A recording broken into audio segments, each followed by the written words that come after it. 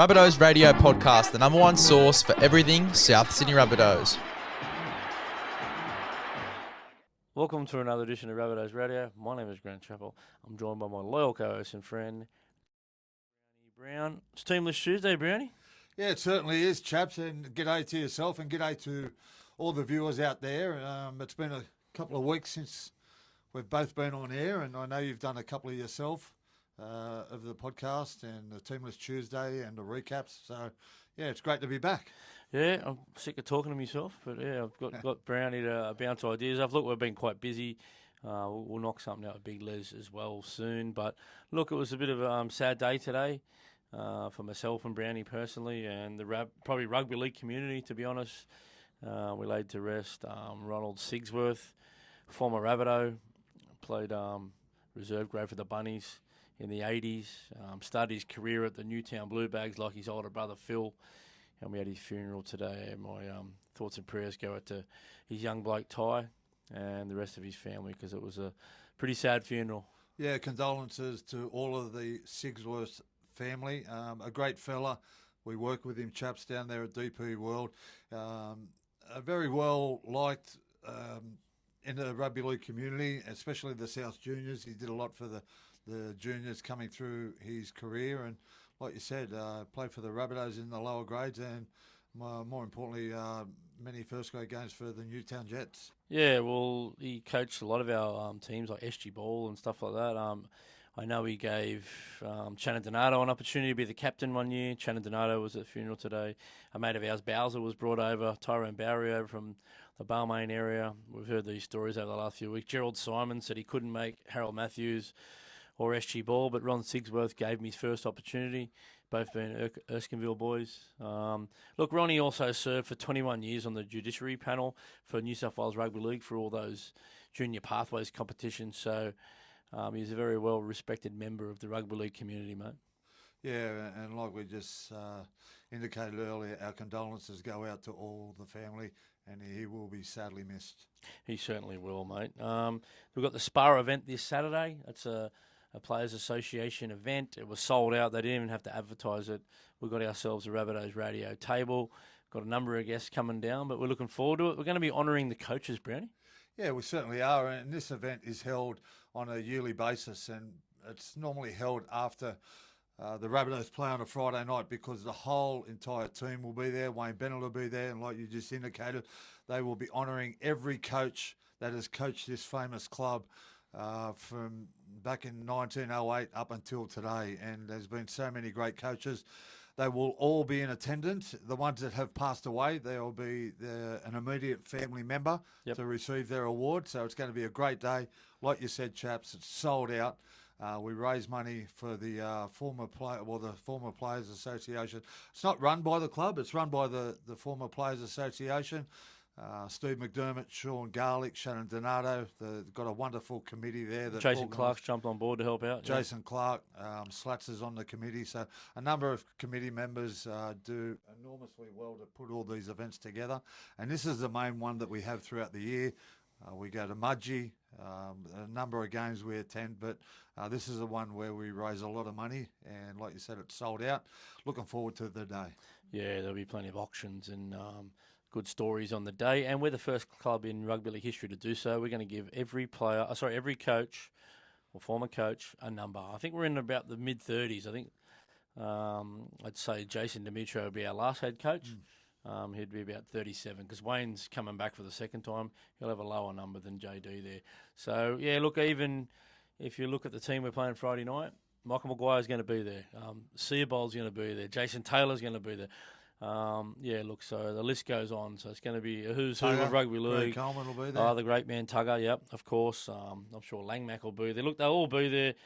And speaking of Craig Coleman, if you haven't seen his podcast with Paul Kent, that was a ripper. Make sure you jump on and have a look at that one. Tugger tells some great stories of the old days when he used to play the Rampling Brothers, and he explains the Henry call. Do yourself a favour, jump on the Paul Kent podcast on the Fanatics, I think, the Fanatics platform. Yep. And have a listen to that one. It's a ripper. Yeah, it's worth it if you love rugby league and you love the Rabbitohs, and I know you would be because you're watching us right now.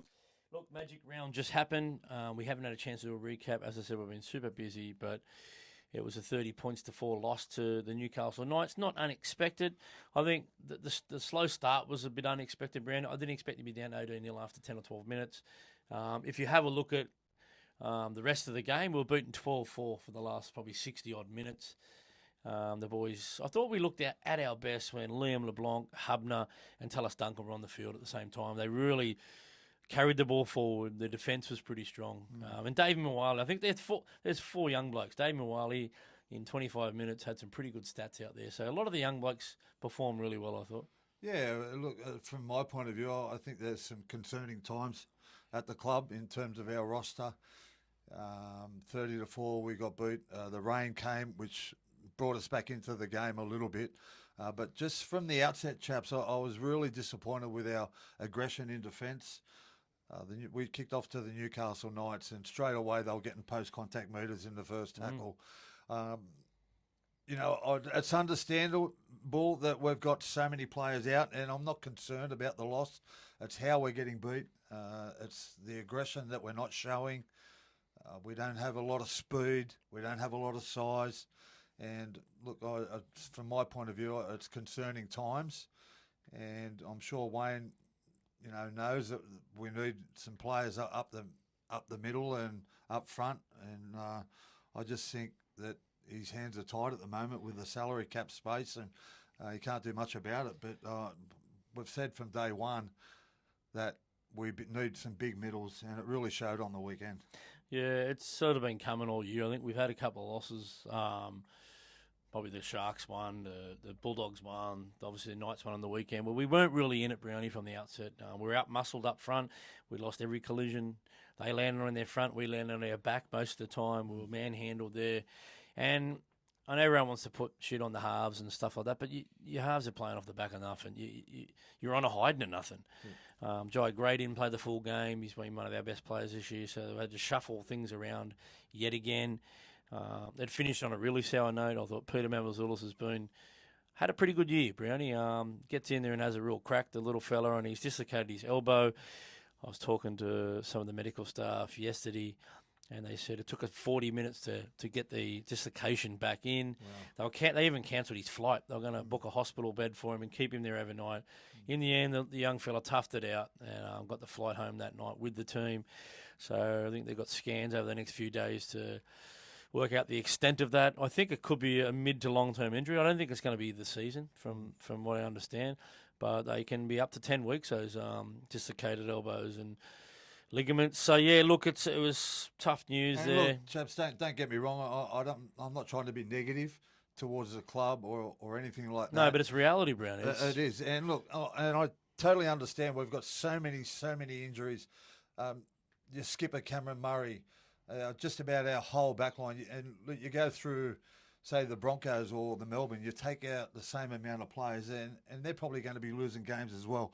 But it's just our forwards. I just don't think we're big enough. And like everyone says, we need big middles. Well, I believe we need big middles, and we're not showing the aggression in terms of the physicality in games, and it's a concerning time, I believe. Well, you come up against a team that hadn't hardly scored a try in about a month, and they look like world beaters against us. Fletcher Sharp, outstanding young athlete. I'd love to get him to the club.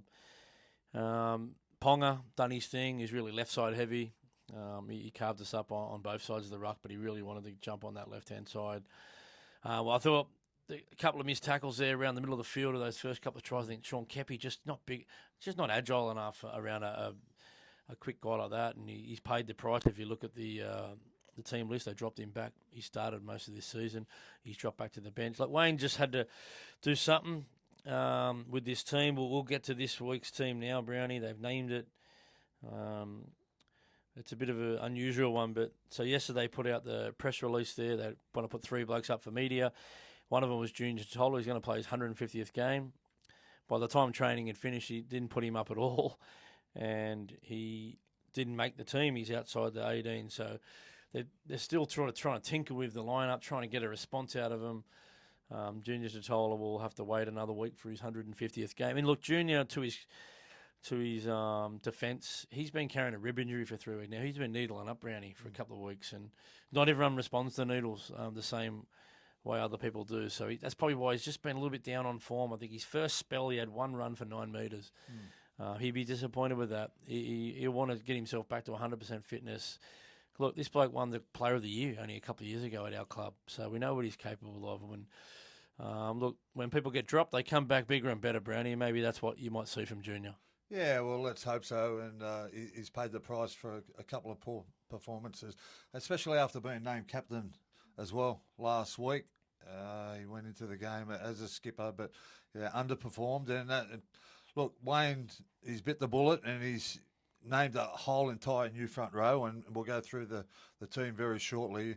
And I think we needed to change that roster somewhat and get a new front row because it just wasn't working for us.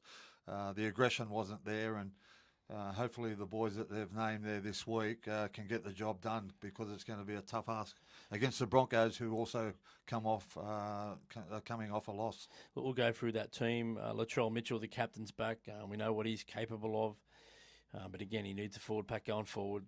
Bailey Bentley Harper and Fletcher Myers on the wings. I believe that's the first time they've played in first grade together on the wings. Got the experience of Tass and Campbell Graham in the centres. Jaden Buddy Sullivan been under a lot of criticism on Facebook and all that, but I think his spot there is warranted there. Jamie Humphries come back. He done nothing to be dropped. He was just injured, so that was a pretty obvious choice there. Now you got a very small front row there. Jai Arrow in the front row. Keon Kalomatangi, he's 110 kilos, so he was always going to head to the middle of the way the pack's been going. And Saliva Havili, 106 kilo hooker. And then we've got Ewan Aitken. I like him in the back row. He'll play the full game. Tallis Duncan played the full game last week. Lockie Hubner, one of our best players at the moment, in my opinion, does everything 100 mile an hour. And Jai Gray was always going to get a chance at 14. You've got Sean Kepi on the bench, David Mwali, 16. Liam LeBlanc, 17, a very key member to our team, does everything the way you want a footballer to do it. 100 miles an hour, doesn't sidestep. When he gets a chance to tackle someone, he hits them. He doesn't tackle them, he hits them. He wins the collision. He done that with his first tackle last week, and I'm glad he gets an opportunity. And look, we've It'd be nice to have 17 Liam LeBlancs run out there against the Broncos, and let's hopefully. Well, I think if I was Wayne, I would have been tempted to start him in the front row. Look, Jai hasn't exactly set the world on fire, and maybe going into the middle might help him because he's a good defender, Jai. We know that. He's getting through a mountain of work. He's lacked a bit of punch with his carries. Exactly. He's getting through a mountain of work. 40, 45 tackles just about every game. And I've indicated on the show many, many times, I think he's lost a little bit of weight. He's playing a little bit lighter. Is that going to be a concern going into the front row this week? Who knows? But he is an aggressive type player, and we need that aggression in the middle. So hopefully Jai can get the job done. Well, lucky we're going up against a very small pack. Patrick Carrigan, he does 80 minutes in the front row at 115 kilo. And you got Payne House. He's not that big, is he, Payne House? And Xavier Willison, another small, 2 meters tall, big beast. So, look, they've got their... and Jordan Ricky's... got a big job up against them. But I will say one thing, a stat that will go our way. We haven't lost a game at home, Acor. The Bulldogs game was an away game. We've won the 2 games. We beat the Roosters, and we've been able to beat Penrith Panthers. That's due to the home fans there. So I know it's probably a lot of reasons not to go out this week. But look, get out there and get behind your team because they have responded this year at Acor Stadium. Yeah, I was talking about the Spa event to somebody the other day, and on many occasions when we have this event, the night before, the Rabbitohs come up trumps, and it's always a great mood in the room at the Spa event. So hopefully the boys can get the job done against the Broncos. It's going to be a tough ask, like you just said. They're a big, physical, fast side when they're on. They were off against the Panthers last week up at Magic Round. We're coming up against our old number 7, our premiership winning number 7 in Adam Reynolds, who was put on a clinic show 2 weeks ago. But it wasn't so good on the weekend. He was humbled on the weekend. He missed a lot of tackles on the weekend. Yeah. So, and he'll be up for the bunnies. Don't worry about that. Penrith showed you how to beat them. Get up in their face, line speed, and that's what we've got to do. We've got to get off our line and be aggressive. And you've got to get in the grind from the opening minute. Kick to the corners, Kick chase has got to be 100%. perfect. All your marker plays got to be bang on. You got to meet them at the point of attack so they don't get that momentum up. Look, every team in this competition's beatable. When you've got Coach Wayne Bennett, look, he might be able to get a response out of his players. Well, I think he will, because he wasn't happy in the press conference after the game. No, he wasn't. Talking about how the first graders get paid and they should be playing like first graders. So hopefully they react to that. They go back and have a good hard look at themselves. I've seen them doing a lot of defensive work today at training, on the social media and down there at the Heffron Centre. So hopefully the boys can react and respond to Wayne's words from the press conference, and they come up with a good performance. Look, you know, a win's a win. A win would be great, but I just want them to perform, be competitive, and show some aggression in their game, that they really care about this club and care about getting the 2 points. Let's come out and really try and hurt the opposition with every single collision, every opportunity. Bailey Bentley, Harpe Brownie, he gets another opportunity. He's 4-game veteran now. I thought his carries were actually all right last week. He's still got a little error in him or two, but I can understand that. This guy's played most of his career at 5'8", centre and fullback. The wing's a completely foreign position to him, so he's almost learning that on the run. I don't think he's even played wing in reserve grade. So Bailey Bentley Harpe out in the Billy Sting. What have you made of his last couple of weeks? Yeah, he hasn't been outstanding, but once again, he's playing behind a losing team. And he got the opportunity to go to fullback for 10 or 15 minutes last week when Jai Gray came off with his cork thigh. So, yeah, look, Bailey Bentley Harpe, it's a work in progress. He was playing outside the top 30, chaps. So it's not as if he was a full-time player. Obviously this kid had to go to work and then train in the afternoons and just do your best. But yeah, he's been thrust into this team because we've got so many injuries to our outside backs. And look, he'll get better week in, week out. It's just unfortunate that he's playing in a team that's not full strength at the moment. I like to see him play in a team that's full strength. We've got some good go forward, and he can, he can really show his ability on the back of that. And another interesting one for me now, I'm pretty sure they've only played about 4 minutes together this year, Latrell and Jamie Humphries. Remember he went down with that hammy against the Chookies? Yeah. Now, Latrell was thrust in to do all the kicks on the last that day because obviously our long raking kicker was Jamie Humphries, and he did a great job those first couple of games. I want to see Jamie take a bit more control on the last tackle and be that man that's going to be there and do the kicks on the last. So Latrell can sit out the back and just worry about being in position and doing that carry on the last tackle that we see all the fullbacks make. That's what they do. We want to see him dominate and make that big carry on the last tackle and have us on the front foot. So Jamie's not got blokes in his face every 2 seconds. So interesting to see how Jamie and Latrell combine. Well, with Humphries being out, we didn't really have a long kicker. So Latrell was basically our long kicker for the team. But now Humphries is back. He can kick for long metres. He showed that a couple of games he's played. There was one game there, I think he kicked for over 750 metres. So he can kick the ball a long way. And like you said, chaps, it brings Latrell, it forces him to get involved on tackles 3, 4 and 5. Yep. Coming off our own line, he's a big body. We need his presence. We need him, with the hit-ups. And like you said, fullbacks these days are having that last hit-up.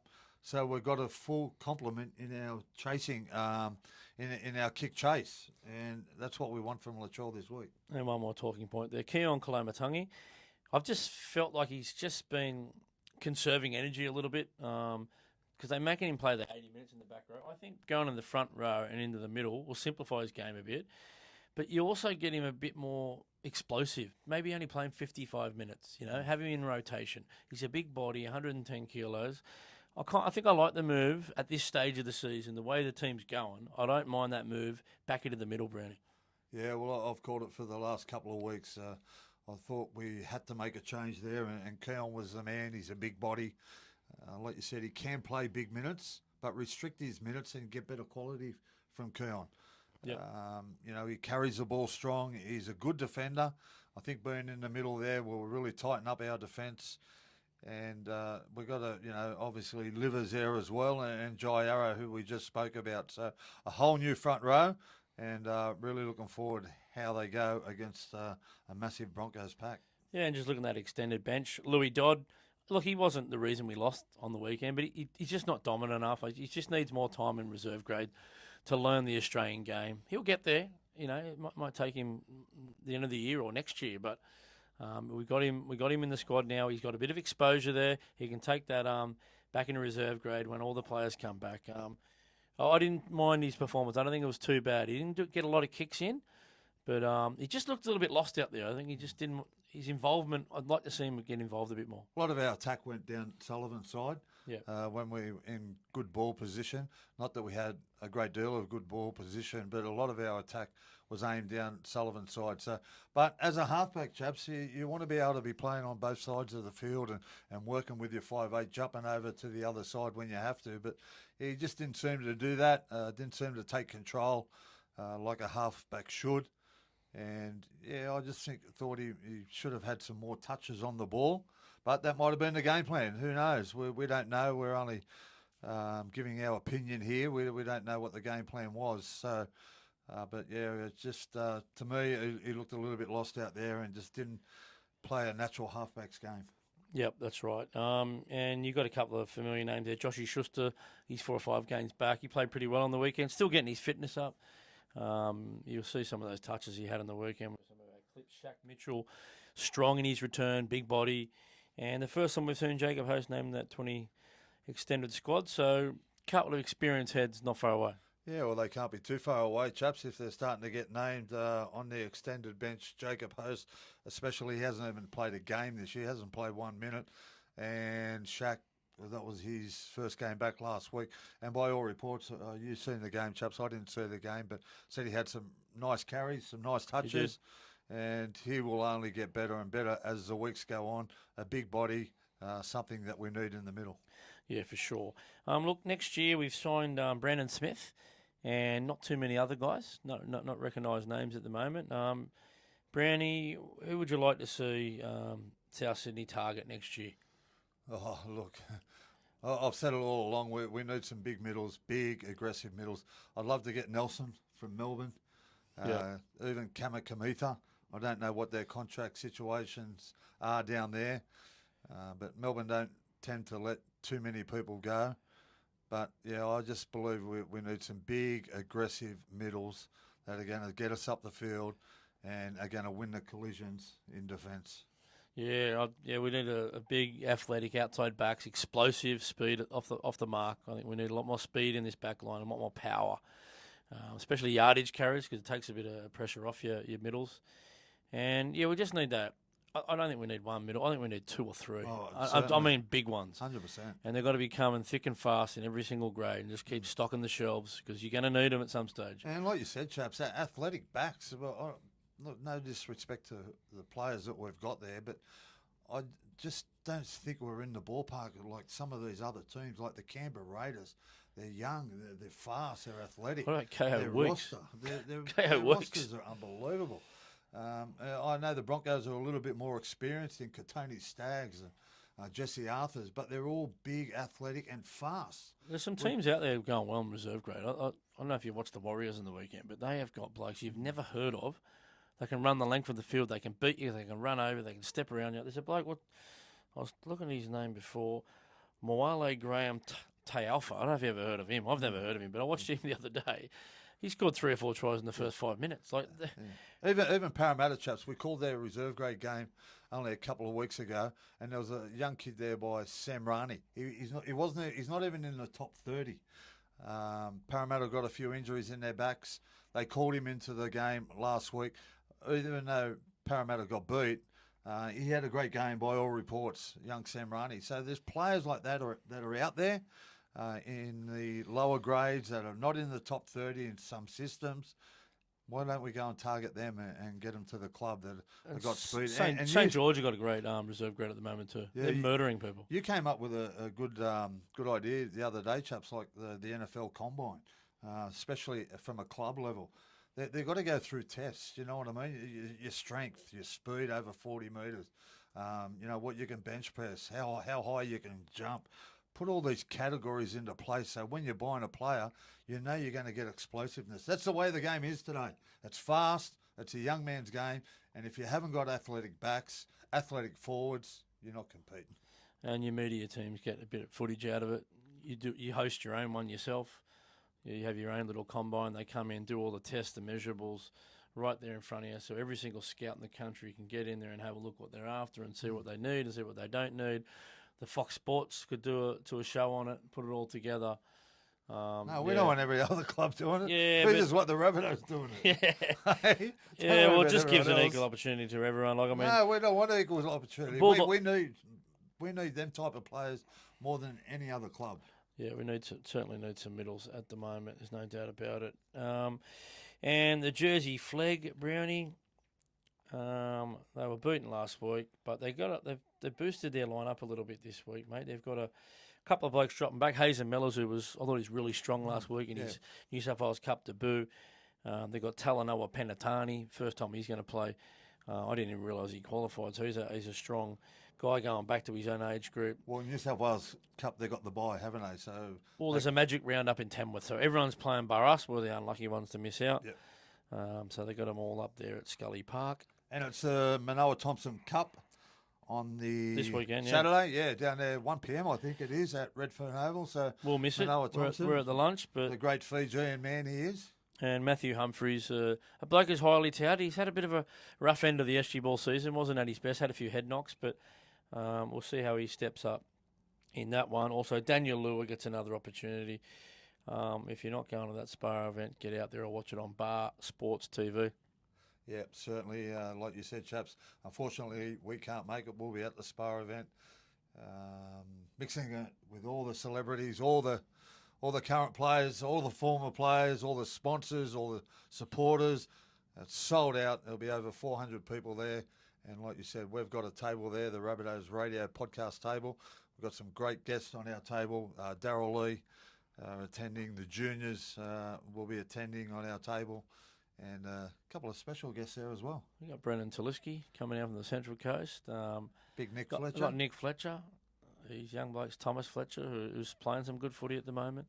He got left out of that. He's got a week off. Looks like Tommy's not playing Reggie's. But he actually qualifies for Jersey Flag, but they must be resting him up for whatever reason. We got me missus, me cousin going to jump on there. We've got Nathan Donato from the Maritime Union of Australia. That's Shannon's brother. Glenn Farrer. Yep. Really looking forward to it. And James Ajaka from Darryl Lee. And we got to see Darryl Lee Chocolate jumping on board there. So, anyway, we're looking forward to that one. Yep, certainly. And we might let you go. And if you get an opportunity, get out and get behind this team. Look, I know they're not flying. We lost 4 in a row.